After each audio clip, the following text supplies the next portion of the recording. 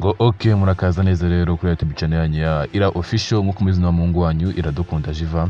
Ndakeka muri kugenda mubona ingendo Morox Kids ziri kugenda ikora zitandukanye, by'umwihariko ubu ngubu tuvugana bari muri Qatar, babanje kunyura kuri Rwanda Airport, ubwo ni Rwandair, barakomeza baruhukira Entebbe, ubwo ni ikibuga cy'indege cyo muri Uganda, nyine ari naho baje kuba bafatira ifunguro, bakomeza berekera mu bindi bice bigiye bitandukanye.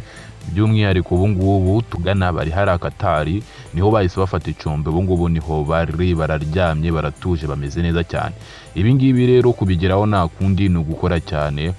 Morox Kids ni itsinda ryakoze cyane, rifashwe muri abantu bagabo babiri muri kureba, ari we Steven ndetse n'uyu Shema. Aba nibo bagabo byuze twavuga ko ari bo creator biri tsinda. Gusa twakujya tukibaza ati se kuki Morox Kids ikoze n'urugendo ari uko imaze gukora cyangwa se imaze gukorana na Shelter Foundation ejo bundi muri Copa College, mwarabibonye cyane, aho iri tsinda rya Morox Kids ryigaragaje rigaperforminga neza cyane cyane, aho ryanarushije iri tsinda rya Shelter Foundation. Abantu bajya bavuga Morox Kids hejuru cyane, bari benshi cyane kurusha abavugaga Shelter Foundation.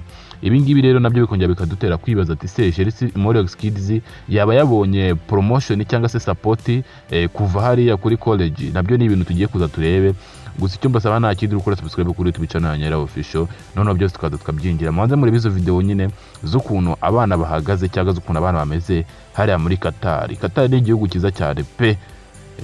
Aho ngaho rero natwe dukore cyane turebe ko twazagerayo. Ndabakunda cyane, ciao ciao.